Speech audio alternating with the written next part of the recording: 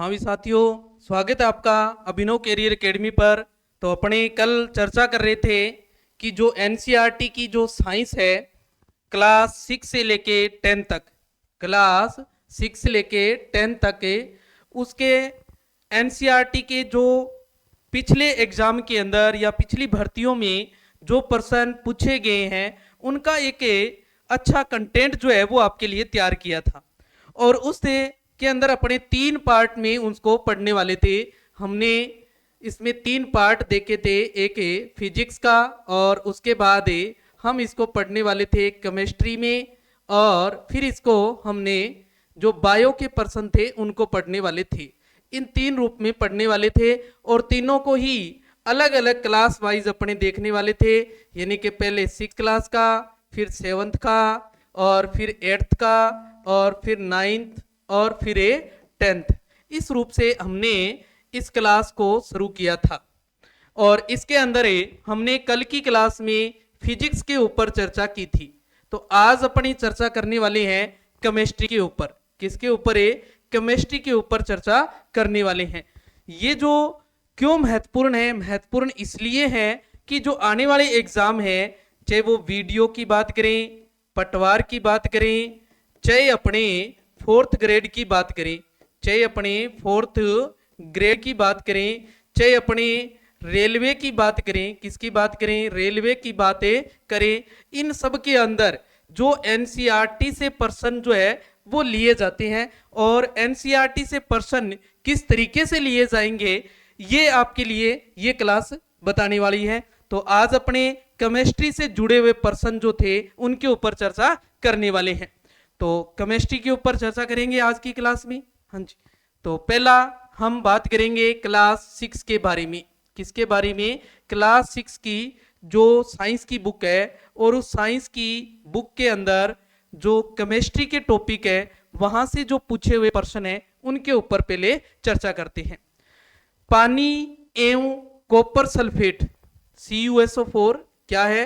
Copper sulphate. क्या बोलते हैं इसको? Copper sulphate. कॉपर सल्फेट के विलयन से कॉपर सल्फेट को अलग किया जाता है। कॉपर सल्फेट के विलयन से कॉपर और सल्फेट, कॉपर को अलग किया जाता है। ये कॉपर अलग, सल्फेट हटा दो यहां से, कॉपर, कॉपर को अलग किया जाता है। तो किससे विधि द्वारा किया जाता है? वाष्पीकरण विधि द्वारा अलग किया जाता है। किस विधि द्वारा? वाष्पीकरण विधि द्वारा किया जाता है। बर्फ या यूं कहें कि ठंडा पानी के गिलास के ऊपर पानी की बूंदें जो होती है, पानी की बूंदें किसके कारण चिप जाती है या बन जाती है? यानी कि कोई भी पानी, ठंडे पानी का गिलास लेंगे तो अपने देखेंगे उसके चारों ओर पानी की जो बूंदें होती है वो चिपक जाती है। वो किसके कारण चिपकती है? वो वायुमंडलीय जल वाष्प के संघनन के कारण चिपकती है। वायुमंडलीय जल वाष्प के संघनन के कारण वो बूंदें जो है वो चिपकती है। मोमबत्ती का जलना उदाहरण है, मोमबत्ती का जलने का उदाहरण है। रासायनिक और भौतिक परिवर्तन दोनों है, ध्यान रखना है। रासायनिक और भौतिक दोनों है। रासायनिक परिवर्तन भी है और भौतिक परिवर्तन भी है। ओके, हाँ जी। नेक्स्ट है प्रथम कृत्रिम रेशा है। प्रथम कृत्रिम रेशा जो है वो कौन है? नाइलॉन। कौन है? नाइलॉन है। कपास की खेती की जाती है। कपास की खेती किस मिट्टी में की जाती है? काली मिट्टी में। किस मिट्टी में की जाती है? काली मिट्टी से कपास की खेती की जाती है। कपड़ा प्राप्त करने का क्रम होता है। क्रम क्या है? सबसे पहले हम क्या बनाते हैं? फाइबर, फिर यानी धागा, उसके बाद क्या बनता है? कपड़ा। उसके बाद क्या बनता है? कपड़ा। किस द्रव में लोहे की कील अपनी चमक खो देती है? किस द्रव के अंदर जो लोहे की कील होती है, कौन है? लोहे की जो कील है वो अपनी चमक जो होती है वो खो देती है। तो किसे? जल के अंदर, शीतल पेय के अंदर या सॉफ्ट ड्रिंक के अंदर अपनी चमक जो है वो खो देती है। चपाती का बेलना और सेकना किस परिवर्तन का उदाहरण है? अच्छा प्रश्न। चपाती का बेलना और सेकना किस परिवर्तन का उदाहरण है? भौतिक और रासायनिक दोनों है। भौतिक और रासायनिक दोनों है, याद रखना है। नेक्स्ट है पुस्तक के एक पृष्ठ को बनाने में पानी की कितनी मात्रा आवश्यक है?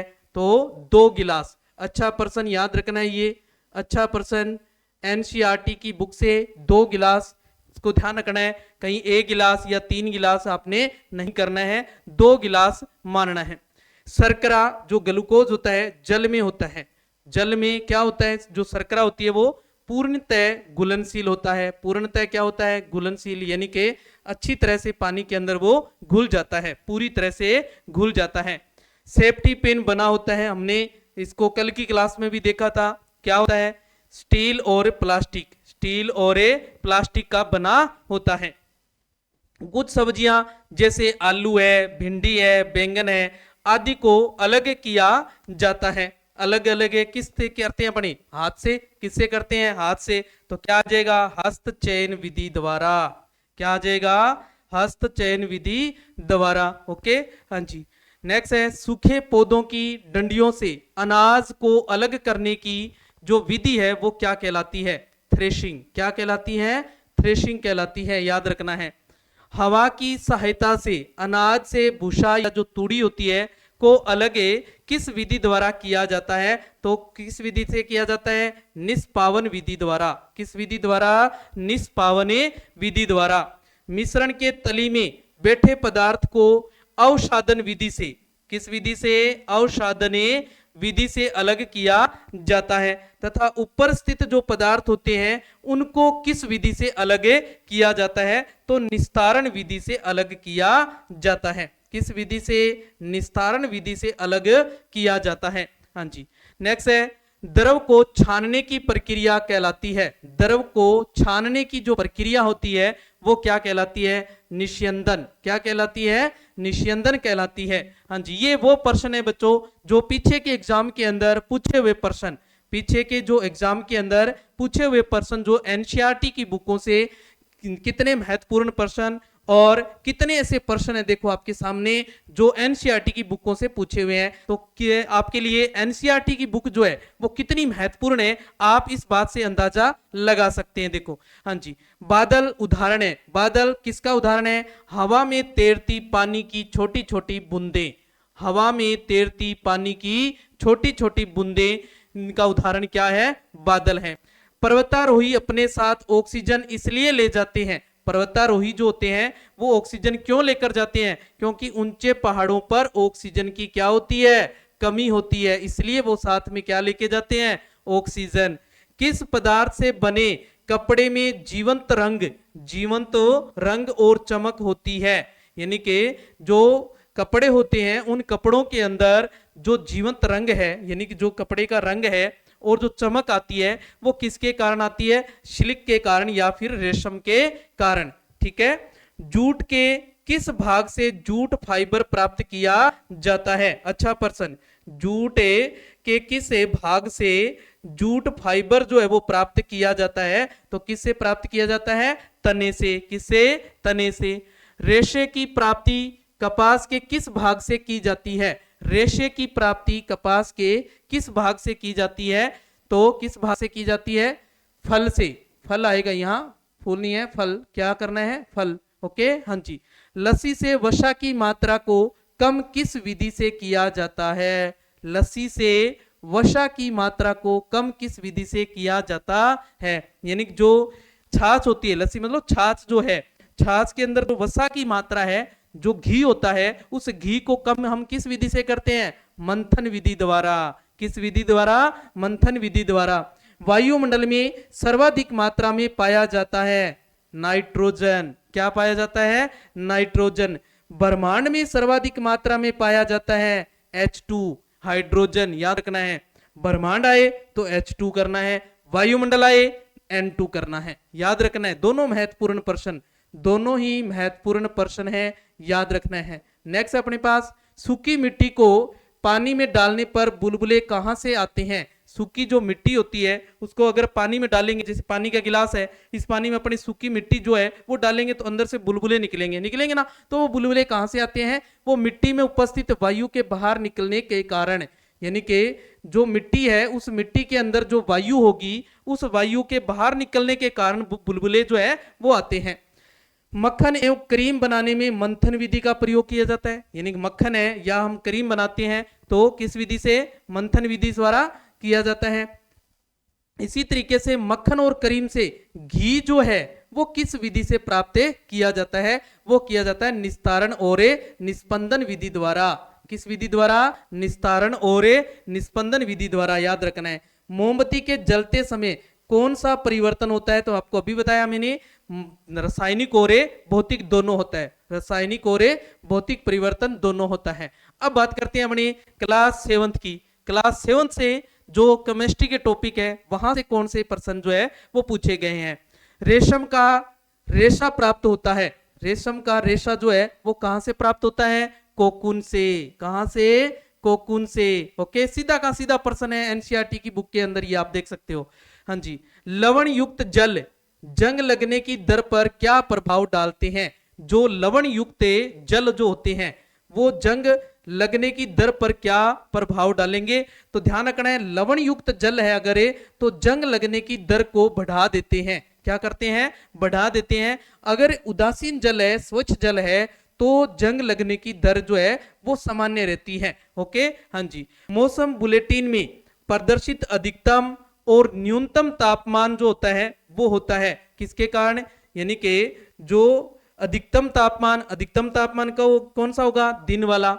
और न्यूनतम कौन सा? रात वाला। न्यूनतम कौन सा होता है? रात वाला। ध्यान रखना है। हाँ जी। नेक्स्ट है कृत्रिम अम्ल क्षार सूचक है। कृत्रिम अम्ल जो है वो क्षार सूचक है। वो क्या है? मिथाइल ऑरेंज और फेनोप्थलीन। मिथाइल ऑरेंज और फेनोप्थलीन। याद रखना है, जो लिटमस पेपर होता है, लिटमस पेपर होता है, ये जो संकेत देगा विलियन के अंदर वो कैसा देगा? लाल। क्षार में नीला। क्षार में नीला। और मिथाइल ऑरेंज जो है वो अम्ल का, अगर अम्लीय होगा विलियन तो लाल हो जाएगा, अगर वो क्षारीय होगा तो पीला हो जाएगा। क्या हो जाएगा? पीला हो जाएगा। फिनोप्थलीन है, ये क्या हो जाएगा? अम्ल में रंगहीन रहेगा, यानी कोई रंग नहीं आएगा।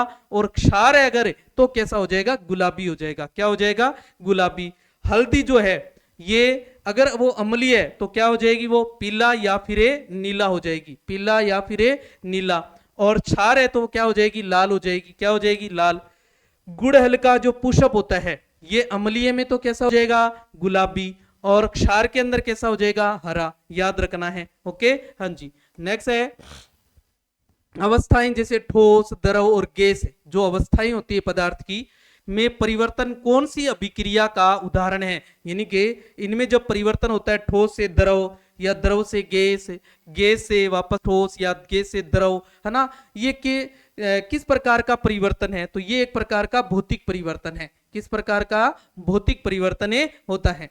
प्राकृतिक अम्ल क्षार सूचक है। प्राकृतिक अम्ल जो है वो कौन से होते हैं? हल्दी है, लाल पत्ता गोभी का पत्ता है, परटूनिया का पत्ता है, गुलहर का फूल है, लिटमस है। ये सारे के सारे कौन से हैं? प्राकृतिक हैं। कौन से हैं? प्राकृतिक हैं। यानी कि मैंने आपको बताया था सूचक जो होते हैं वो दो प्रकार के होते हैं, एक प्राकृतिक सूचक होते हैं और एक कृत्रिम सूचक होते हैं।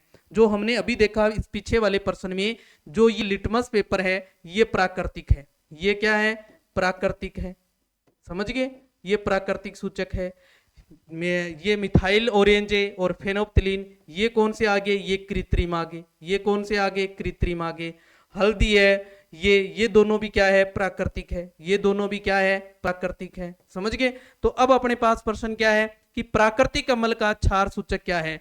तो हल्दी है, लाल पत्ता गोभी का जो पत्ता होता है, परटूनिया का पत्ता है, गुलर का फूल है, लिटमस है, ये सारे के सारे प्राकृतिक सूचक है। गैल्वेनाइजेशन से किसे बचाया जाता है? मैंने आपको बताया था अभी कल की क्लास में भी हमने इस प्रश्न को देखा था। गैल्वेनाइजेशन से हम किसे बचाते हैं? लोहे को या फिर लोहा युक्त वस्तुओं को। लोहे युक्त वस्तुओं को ध्यान रखना है। लोहे युक्त वस्तुओं को। लोहे युक्त वस्तुओं को। भौतिक एवं रासायनिक परिवर्तन होता है। भौतिक और रासायनिक परिवर्तन। भौतिक परिवर्तन तो होता है उत्क्रमणीय। क्या होता है? उत्क्रमणीय, एक ही दिशा में चलता है। और रासायनिक परिवर्तन जो होता है वो क्या होता है? अनुत्क्रमणीय। क्या होता है, अनुत्क्रमणीय होता है, अनुत्क्रमणीय होता है। ध्यान रखना है कि जो भौतिक परिवर्तन है वो क्या होता है, उत्क्रमणीय, यानी कि दोनों दिशाओं में चलता है, और जो रासायनिक परिवर्तन है वो अनुत्क्रमणीय, यानी कि एक ही दिशा में चलता है। यानी कि जैसे मान लो दूध है, दूध से दही बन गया, क्या बन गया, दही बनना, है ना।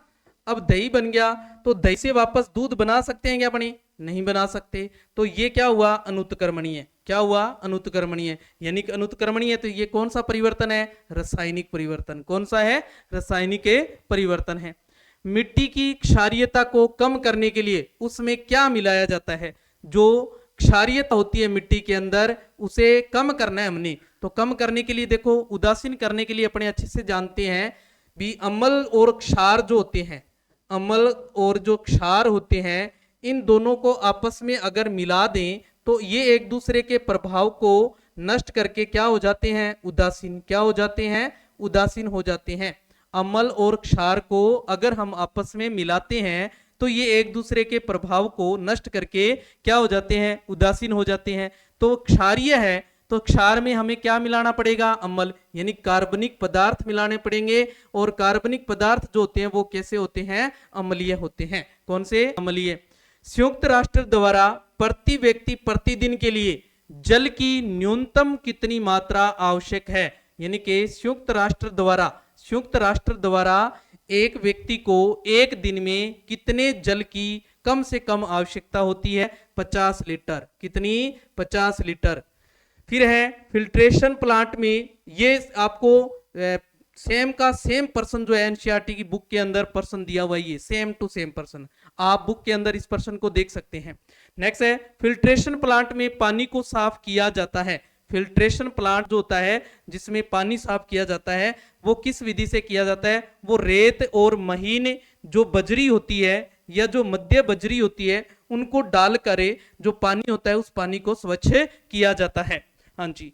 लिटमस पत्थर प्राप्त किया जाता है। लिटमस पत्थर जो हमने अभी देखा, लिटमस पेपर जो था वो किससे प्राप्त किया जाता है, वो किए जाते हैं काई जो पादप होता है, काई जो पादप है या लिचेन जो पौधा होता है, लिचेन जो पौधा होता है इस पौधे से प्राप्त किया जाता है। और ये किस वर्ग से है, थेलोफाइटा वर्ग से है, याद रखना है, थेलोफाइटा वर्ग से है, थेलोफाइटा वर्ग से होता है। ठीक है, हाँ जी। नेक्स्ट है पृथ्वी पर जल 71% है। पृथ्वी पर जल जो है वो कितना है, 71% है। और देखो मिट्टी जो है वो कम है, लेकिन पीने लायक जल जो है, पीने लायक जो जल है या यूं कहें कि जो काम का जल है जो वो कितना है, 0.006%, 0.006% पीने लायक ही है। 71% जल है, उसमें से 0.006% ही पीने लायक है, यानी कि अपने काम का है। बाकी जो जल है, बाकी जल जो है वो क्या है, बाकी जल जो है वो क्या है, लवण युक्त है, लवण युक्त है, ध्यान रखना है। ओके, या यूं कह सकते हैं लवणीय जल है, वो क्या है, लवणीय जल है। यानी कि लवणीय जल जो है वो पौधों के लिए भी हानिकारक है, पौधों के लिए भी हानिकारक है और जंतुओं के लिए भी हानिकारक है, जंतुओं के लिए भी हानिकारक है। ओके, ध्यान रखना है, हानिकारक है। ओके, हाँ जी। नेक्स्ट अपने पास है क्लास 8 से जो पर्सन आए हुए हैं, एनसीईआरटी की जो बुक है उसे क्लास 8 की, वहां से जो पर्सन केमिस्ट्री टॉपिक से लिए गए हैं वो कौन से हैं। उपजाऊ जमीन का मरुस्थल में बदलना कहलाता है, उपजाऊ जमीन का मरुस्थल में बदलना कहलाता है मरुस्थलीय या मरुस्थलीकरण, या मरुस्थलीकरण याद रखना है, मरुस्थलीकरण। ठीक है, मरुस्थलीकरण या मरुस्थलीय कहलाता है। जीवाश्म ईंधन किसके अवशेष से प्राप्त होता है, जीवाश्म ईंधन, जीवाश्म ईंधन किससे प्राप्त होते हैं, मृत जीवों से। किससे प्राप्त होते हैं, मृत जीवों से प्राप्त होते हैं। कोयला किसके अवशेषों से प्राप्त होता है, कोयला जो होता है, कोयला केवल वनस्पति से, केवल वनस्पति से, याद रखना है। यानी कि जो वनस्पति होती है वो पेड़ पौधे जो थे वो नीचे दब गए, नीचे दबने के कारण ऊपर से दाब लगा और दाब लगने के कारण उनमें अनुनय क्रियाएं हुई और अनुनय क्रियाएं होने के कारण उष्मा उत्पन्न हुई और उष्मा उत्पन्न होने के कारण जो पेड़ पौधे थे वो अधजले हो गए और अधजले ही वो क्या है, कोयले का रूप है। ओके, हाँ जी। कोलतार से नेफ्थलीन की गोलियां बनाई जाती है। कोलतार से किसकी गोलियां? नेफ्थलीन की गोलियां बनाई जाती है। इसे बनाई जाती है किसे भगाने के लिए? ये किसे भगाने के लिए जो नेफ्थलीन की गोलियां जो होती है वो बनाई जाती है? तो जो मोथ या कीट जो होते हैं उनको भगाने के लिए हम नेफ्थलीन की गोलियां बनाते हैं। ओके, हाँ जी। नेक्स्ट है कोक पेट्रोलियम अवयव नहीं है, यह अवयव है कोयला का। किसका है? कोयला का। ध्यान रखना है, जो कोक है वो पेट्रोलियम का अवयव नहीं है। किसका अवयव है? वो कोयले का अवयव है। कोक किसका अवयव है? कोयले का अवयव है, पेट्रोलियम का अवयव नहीं है। जैव विविधता और उस क्षेत्र की संस्कृति दोनों का संरक्षण जो होता है वो क्या कहलाता है? जैव मंडल। क्या कहलाता है? जैव मंडल कहलाता है। रियोन का स्रोत है, रियोन का स्रोत जो है वो क्या होता है? कास्ट ओरे लुगदी। क्या कास्ट लुगदी कह सकते हो। उपयोग में आने वाला स्वच्छ ईंधन जो है वो कौन सा है? सीएनजी। जो उपयोग में आने वाला स्वच्छ ईंधन अगर बात करें तो वो कौन सा है? सीएनजी है। कौन सा है? सीएनजी है। ओके, हाँ जी। पॉलीकोट बनाने, पॉलीकोट बनाने के लिए मिश्रित किया जाता है। पॉलीकोट बनाने के लिए किनको मिश्रित किया जाता है? पॉलीएस्टर और एक कपास को। किसको? पॉलीएस्टर और एक कपास को मिश्रित करके क्या बनाया जाता है? पॉलीकोट बनाया जाता है। वह प्रक्रम जिसमें सभी प्रकार से शुद्ध जल मिलता है, वह प्रक्रम जिसमें सभी प्रकार से शुद्ध जल मिलता है, आश्वन। कौन सा? आश्वन।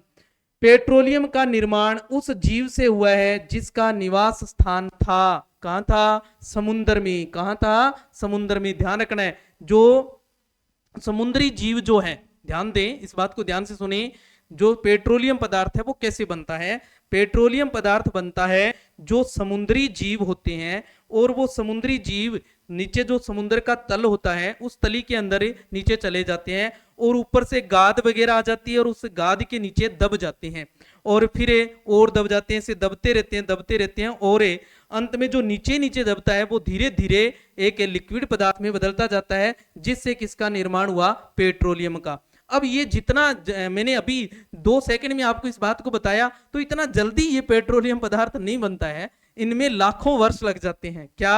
लाखों वर्ष लग जाते हैं, समझ गए। इसीलिए जो पेट्रोलियम पदार्थ है वो क्या है? सीमित है, यानी कि ये समाप्त होने के कगार पर है, यानी कि नीचे दब तो रहे हैं वो, और इतना जल्दी ये प्रक्रम नहीं होता कि वो नीचे जो मृत जीव है वो दब गए और दबकर दूसरे दिन उसका पेट्रोलियम पदार्थ बन गया, ऐसा नहीं होता। यानी कि इसको बनने के लिए लाखों वर्ष लग जाते हैं। ओके, हाँ जी। वह पदार्थ जो सामान्यतः रसोई घर में काम आने वाला जार बनाने में काम आता है। जो ऐसा कौन सा पदार्थ जिसका अपने रसोइयों के रसोई घर जो होता है उसमें जो जार बनाते हैं, अपने जार जो होता है उस जार को बनाने में काम आता है, कौन है? पेट, यानी पीईटी, पेट। पेट जो होता है वो क्या होता है? जार बनाने के काम में आता है।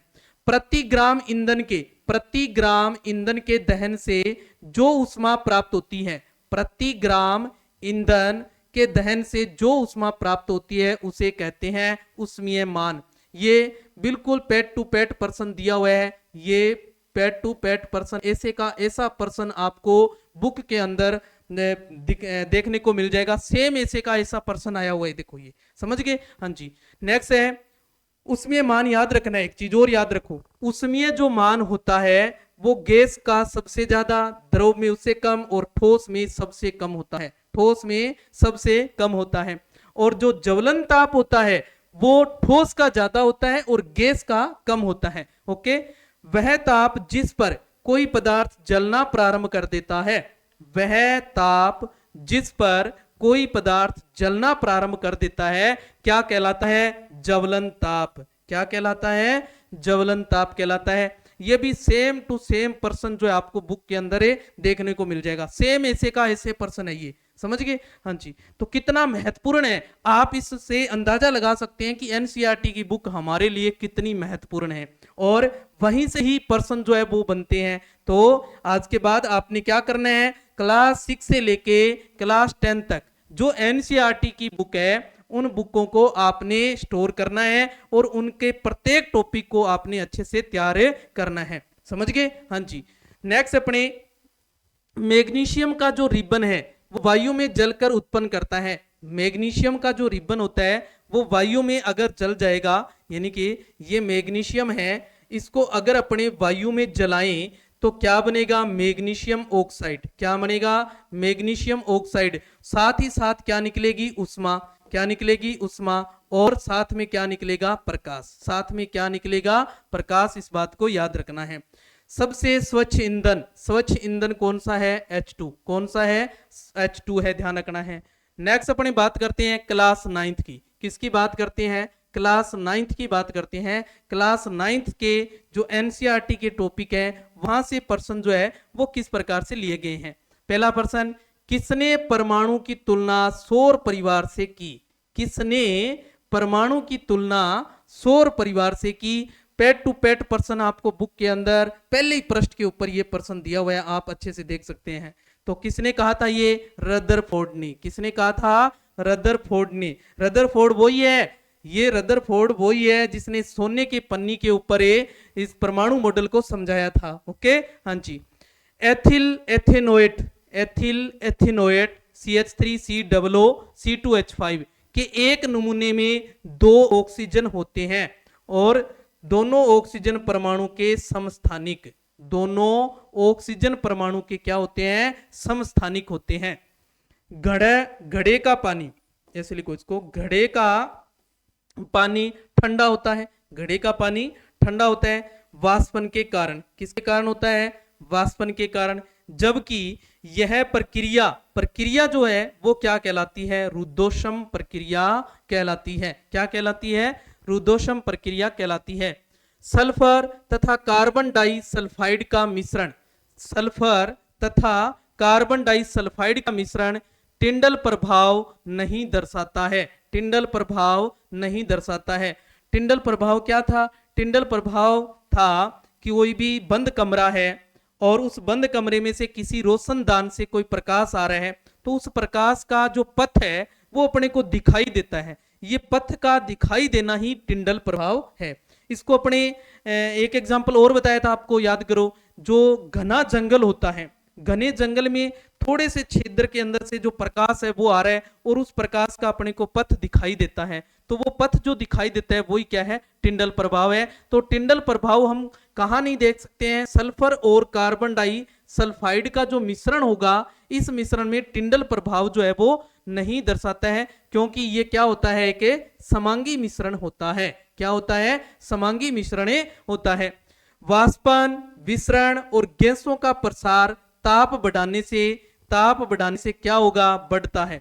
जो वाष्पन है, ये वाष्पन जो है वो विसरण और गैसों का जो प्रसार ताप है उसको अगर बढ़ाएंगे तो वाष्पन भी बढ़ेगा। वाष्पन की दर भी क्या हो जाएगी, बढ़ जाएगी। ओके, हाँ जी। ओजोन परत का निर्माण पराबैंगनी किरण से, ओजोन परत का निर्माण किन से होता है, जो यूवी किरणें होती है उन यूवी किरणों से होता है और यह समताप मंडल में है। कहाँ है, समताप मंडल में है। इसमें जो छिद्र हो रखे हैं उन छिद्र का अर्थ क्या है, उन छिद्र का अर्थ क्या है, ओजोन परत का पतला होना, ओजोन परत का पतला होना। बर्फ और वायु प्रकृति में होते हैं समांगी, बर्फ और वायु प्रकृति में क्या होते हैं, दोनों समांगी होते हैं। नेक्स्ट है नाइट्रोजन पौधों के वृद्धि में सहायक होता है। नाइट्रोजन जो होता है वो पौधों की वृद्धि में क्या होता है, सहायक होता है। तो नाइट्रोजन के ऑक्साइड क्या करते हैं, ऑक्साइड वृद्धि को रोकते हैं, ऑक्साइड वृद्धि को रोकते हैं, है ना। ध्यान रखना है इस पर्सन को, कहीं अभी अपने देख लें कि यहां लाइन लिख दी नाइट्रोजन पौधों के वृद्धि में सहायक है तो नाइट्रोजन ऑक्साइड वृद्धि बढ़ाते हैं, ऐसा नहीं करना है। तो ये क्या करते हैं, वृद्धि को रोकते हैं, ध्यान रखना है।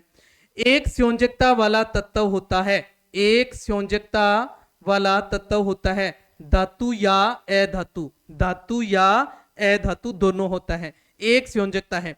एक संयोजकता हमने देखी जैसे जिसके ऐसे तत्व जिनके अंतिम उपकोष में एक तत्व पाया जाता है, एक इलेक्ट्रॉन सॉरी, ऐसे तत्व जिनके अंतिम उपकोष में एक इलेक्ट्रॉन पाया जाता है या एक इलेक्ट्रॉन त्यागने की प्रवृत्ति रखते हैं, ऐसे तत्व जिनकी संयोजकता क्या हुई +1। और ऐसे तत्व जिनकी अंतिम उपकोष में 7 इलेक्ट्रॉन हो और एक इलेक्ट्रॉन ग्रहण करने की प्रवृत्ति रखते हो, उनकी संयोजकता क्या होती है -1 होती है। तो एक संयोजकता जो -1 वाले हैं वो तो अधातु हो गए और +1 वाले जो है वो क्या हो गए धातु हो गए। तो एक संयोजकता वाला जो तत्व होता है वो धातु और अधातु दोनों होते हैं, ध्यान रखना है। भौतिक अवस्था में परिवर्तन लाया जा सकता है, भौतिक अवस्था जो होती है उनमें परिवर्तन किसके द्वारा लाया जा सकता है, ऊर्जा देकर या फिर ऊर्जा निकालकर, ऊर्जा देकर या फिर ऊर्जा निकालकर। परमाणु मॉडल का क्रम जो है, सबसे पहले परमाणु मॉडल के बारे में किसने बताया था, जे थॉमसन ने। किसने बताया था, जे थॉमसन ने। फिर जे थॉमसन के बाद कौन आया था, डाल्टन। डाल्टन के बाद कौन आया, रदरफोर्ड। और रदरफोर्ड के बाद में कौन आया, नील्स बोर आया था। तो क्रम याद रखना है, ये क्रम पहले कौन आया, जे थॉमसन, फिर डाल्टन, फिर रदरफोर्ड और फिर नील्स बोर। ओके हाँ जी। नेक्स्ट अपने पास रदरफोर्ड के अल्फा प्रकीर्णन प्रयोग से खोजा हुआ, जो रदरफोर्ड था इसने एक सोने की पन्नी ली थी, एक क्या ली थी, सोने की पन्नी ली थी। इसके ऊपर अल्फा किरणों की बौछार करवाई थी, क्या करवाई थी, बौछार करवाई थी। उनमें से जो अधिकांश जो अल्फा कण थे वो सीधे निकल गए, कुछ अल्फा कण क्या होते अपने पथ से विचलित हो गए और 12,000 कणों में से एक कण ऐसा था जो वापस से जो रदरफोर्ड था उस रदरफोर्ड जी को ही आके लगा। तो इसे उन्होंने क्या निष्कर्ष निकाला था कि जो इसका एक जो 12,000 में से एक कण जो वापस आया है, यहां सब कुछ है, सब कुछ यही है। तो उसको उसने कहा कि ये इस परमाणु का एक केंद्र है, क्या है, केंद्र है, जिसे उसने नाम दिया था परमाणु का नाभिक। क्या नाम दिया था, परमाणु का नाभिक। कार्बन का सही क्रम, कार्बन का सही क्रम याद रखना है। वायुमंडल में CO2, फिर पादपों में जैव कार्बन, फिर जंतुओं में जैव कार्बन, मृदा में अकार्बनिक पदार्थ, याद रखना है। वायुमंडल में CO2, पादपों में जैव कार्बन, जंतुओं में जैव कार्बन, उसके बाद है मृदा में अकार्बनिक कार्बन। ओके हाँ जी। नेक्स्ट है, अब अपनी बात करते हैं क्लास 10th की। क्लास 10th से जो एनसीईआरटी की जो बुक है क्लास 10th की, वहां से जो केमिस्ट्री के टॉपिक हैं वहां से जो प्रश्न लिए गए हैं वो कौन से प्रश्न है, देखो। बेकिंग पाउडर, बेकिंग पाउडर जो है वो किससे बनाया जाता है, बेकिंग सोडा और किसका मिश्रण होता है, याद करो, टार्टिक अम्ल। किसका, टार्टिक अम्ल का। एल्काइन, एल्काइन समजातीय श्रेणी का प्रथम सदस्य, प्रथम सदस्य कौन था, इथाइन। कौन था, इथाइन। ओके हाँ जी।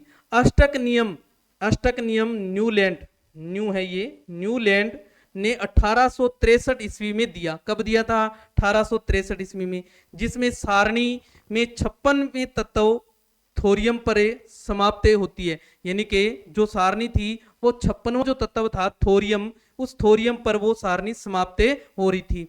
यह नियम कहां तक लागू हुआ था, यानी जो न्यूलैंड ने अष्टक नियम दिया था, इसने संगीत के 7 स्वर लिए थे। क्या लिए थे, संगीत के 7 स्वर लिए थे।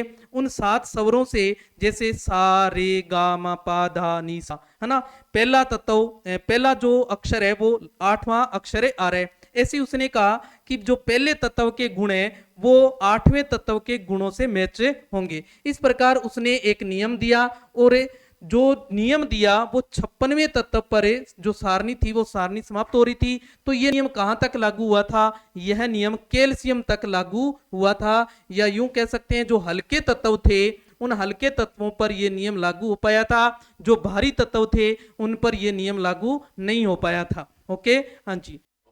पारा के स्थान पर गैलेस्टीज का, कोलतार के स्थान पर बिटुमेन का, तो लेड नाइट्रेट के स्थान पर किसका प्रयोग किया जाता है? तो किसका? लेड एसीटेट का। किसका? लेड एसीटेट का उपयोग किया जाता है।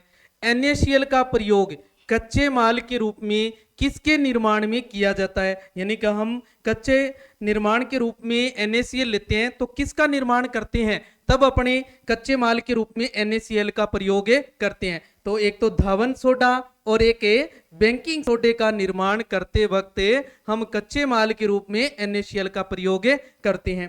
तेल के नमूने का लंबे समय तक ताजा रखने के लिए, तेल के नमूने को लंबे समय तक ताजा रखने के लिए किसका प्रयोग किया जाता है? हीलियम और नाइट्रोजन का। हीलियम और नाइट्रोजन का ध्यान रखना है। नेक्स्ट है, जब परख नली में अम्ल के साथ क्षार मिलाया जाता है, अम्ल के साथ क्षार मिलाया जाता है तो लवण बनता है, तो लवण बनता है और ताप बढ़ता है, ताप बढ़ता है। और लवण जो बनेगा वो लवण कौन सा होगा? उदासीन लवण होगा। कौन सा होगा? उदासीन लवण होगा, ध्यान रखना है। मानव लार और मुख अम्लीय एवं इनामेल तथा टूथपेस्ट होता है। जो मानव की लार जो होती है, लार और जो मुंह है वो अम्लीय माध्यम है। इसीलिए तो हम जब खाना खाते हैं, खाना खाने के बाद जो छार से या अपने कोलगेट जो टूथ होती है पेस्ट करते हैं अपने, है ना, वो इसीलिए करते हैं ताकि जो अम्लीय माध्यम है वो उसको उदासीन किया जा सके। क्यों करते हैं? क्योंकि हमारे दांतों का जो इनेमल है वो क्या हो जाता है? क्षयित होना शुरू हो जाता है। उससे बचने के लिए हम टूथपेस्ट का प्रयोग करते हैं। तो वो कह रहे हैं इनामेल और जो टूथपेस्ट है वो कैसे होते हैं? क्षारीय। अभी बताया मैंने आपको, मुंह अम्लीय है तो खाना खाने के लिए हम क्या करते हैं? खाना खाने के बाद टूथपेस्ट करते हैं। क्यों? क्योंकि इनामेल को बचाने के लिए। जल के विद्युत अपघटन में मुक्त हाइड्रोजन और ऑक्सीजन गैस का मोलर अनुपात जो होता है वो कितना होता है? तो 2:1 होता है। कितना होता है? 2:1 होता है। अम्ल को गर्म करने पर अम्लीयता बढ़ती है। अम्ल को गर्म करेंगे तो अम्लीयता बढ़ेगी। ये देखो यहां ध्यान रखना है। ओके, हाँ जी। नेक्स्ट है क्लोर क्षार प्रक्रम। जो क्लोर क्षार अभिक्रिया थी हमारी, जो क्लोर क्षार अभिक्रिया थी उसमें NaCl और उसके अंदर हम क्या डाल देते हैं? जल। जल डालकर हम यहाँ क्या देते हैं? विद्युत धारा। क्या देते हैं इसको? विद्युत धारा देते हैं। तो ये NaOH Cl2 और H2 में टूट जाता है। सूर्य के प्रकाश की उपस्थिति में सिल्वर क्लोराइड के उद्भाषण पर वह स्टीली क्यों हो जाती है? सूर्य के प्रकाश की उपस्थिति में सिल्वर क्लोराइड के उद्भाषण पर वह स्टीली क्यों हो जाती है? क्योंकि सिल्वर क्लोराइड के अपघटन पर जो सिल्वर है वो बनता है, इसलिए वो क्या हो जाती है? स्टीली हो जाती है। नेक्स्ट है आयरन तथा भाप की लंबे समय तक अभिक्रिया से क्या बनता है? जो आयरन है और जो भाप है इसकी लंबे समय तक अभिक्रिया करवाएंगे तो क्या बनेगा? Fe3O4, यानी कि एक प्रकार का जंग है। ये एक प्रकार का जंग है। क्या है? जंग है, ध्यान रखना है।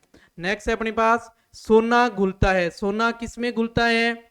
सोना या सोने जैसी जो धातुएं होती है जो स्वतंत्र अवस्था में पाई जाती है वो किससे घुलती है? एक्वा रेजिया में। किसमें? एक्वा रेजिया में। ये एक भभकता द्रव है। भभकता द्रव है, जो भभकता द्रव है और इसमें HNO3 और HCl का मिश्रण होता है। क्या होता है? मिश्रण होता है। एक निश्चित अनुपात के अंदर इनको मिलाया जाता है और मिलाकर जो द्रव बनता है उस द्रव को हम क्या कहते हैं? एक्वा रेजिया कहते हैं। एक्वा रेजिया में इतनी क्षमता होती है कि ये सोने को भी गला सकता है। लेकिन अकेला अगर HNO3 में सोने को डालेंगे तो अकेला HNO3 उस सोने को गलाने में सक्षम नहीं है और न ही HCl अकेला सोने को गलाने में सक्षम है। जब इन दोनों का एक निश्चित अनुपात में मिलाकर मिश्रण तैयार करेंगे तो वो उस सोने को गला सकता है, उसे हम कहते हैं एक्वा रेजिया। ओके, हाँ जी। HCl का जलीय विलयन होता है HCl का जलीय विलयन जो होता है वो क्या होता है H3O+ और Cl-। ध्यान रखना है। ओके, कैल्शियम जल के साथ कम प्रचंड अभिक्रिया करता है। कैल्शियम जल के साथ कम प्रचंड अभिक्रिया करता है तथा कौन सी गैस के बुलबुले कैल्शियम की सतह पर चिपक जाते हैं।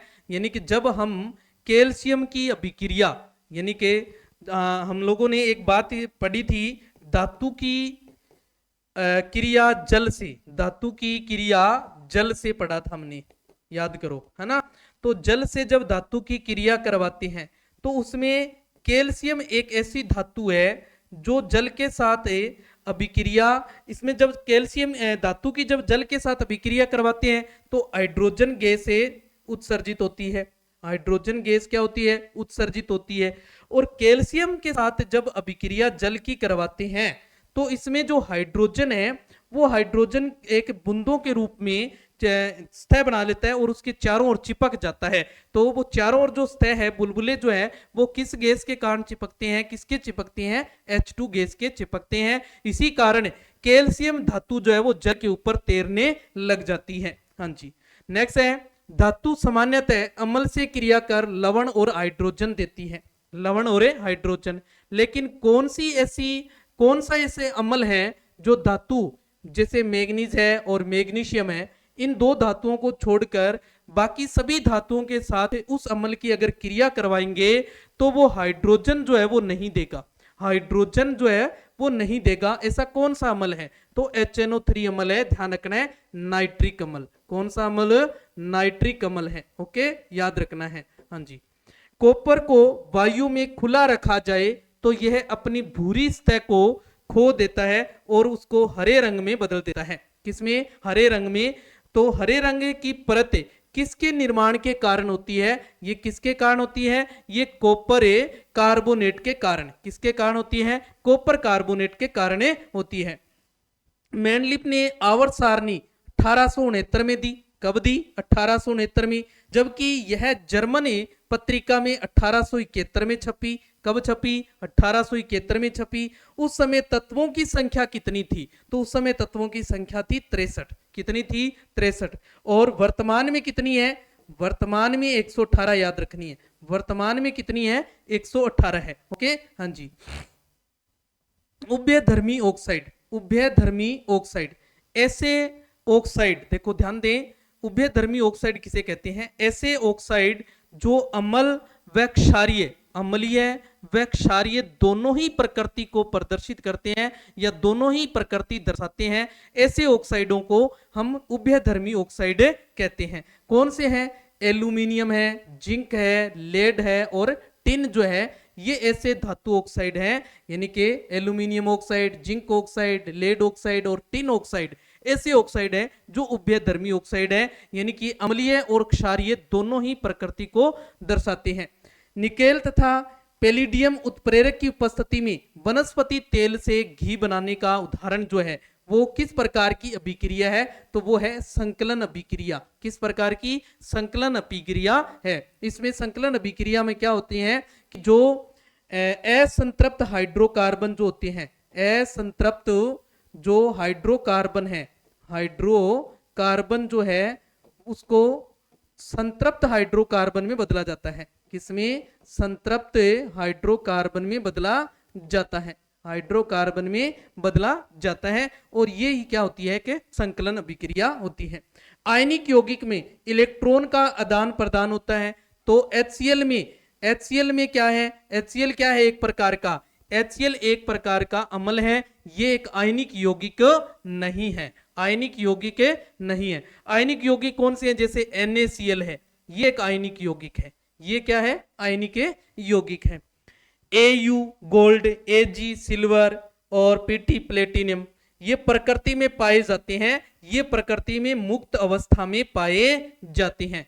कहां पाए जाते हैं, मुक्त अवस्था में पाए जाते हैं। एथेनॉल सोडियम से अभिक्रिया कर दो उत्पाद बनाता है। कौन कौन से, एक तो सोडियम एथोक्साइड और एक हाइड्रोजन। एक तो सोडियम एथोक्साइड और एक हाइड्रोजन। कौन धातु गलित अवस्था में उनके क्लोराइडों के विद्युत अपघटन से प्राप्त होता है, तो सोडियम और कैल्शियम, सोडियम और कैल्शियम। मिश्र धातु है, मिश्र धातु क्या होती है? एक प्रकार का समांगी मिश्रण होता है। क्या होता है? समांगी मिश्रण होता है। तो ये थी अपनी केमिस्ट्री। हमने आज किसकी चर्चा की है? केमिस्ट्री की चर्चा की है। जो एनसीईआरटी की बुक है, जो एनसीईआरटी की जो क्लास 6 से लेके 10th तक, 6 से लेके 10th तक की जो साइंस की बुक है, उसमें से जो केमिस्ट्री के टॉपिक हैं, जो केमिस्ट्री के टॉपिक थे, उन केमिस्ट्री के टॉपिक से आए हुए जो प्रश्न थे, उन प्रश्नों के ऊपर हमने आज की क्लास में चर्चा की है। तो आगे कल की क्लास अपनी रहने वाली है। कौन सी? कल की क्लास में हम इन्हीं क्लासों के ऊपर चर्चा करेंगे बायोलॉजी के टॉपिक पर। किसके ऊपर चर्चा करेंगे? बायोलॉजी के टॉपिक पर चर्चा करेंगे। तो इस क्लास को अपने दोस्तों के साथ ज्यादा से ज्यादा आपने शेयर करना है, ताकि वो भी इस क्लास का हिस्सा बने और उनके लिए भी जो महत्वपूर्ण जो बातें हैं या महत्वपूर्ण जो प्रश्न है उन तक भी पहुंचे। तब तक के लिए जय हिंद, जय भारत। मिलते हैं कल अपने बायोलॉजी के साथ।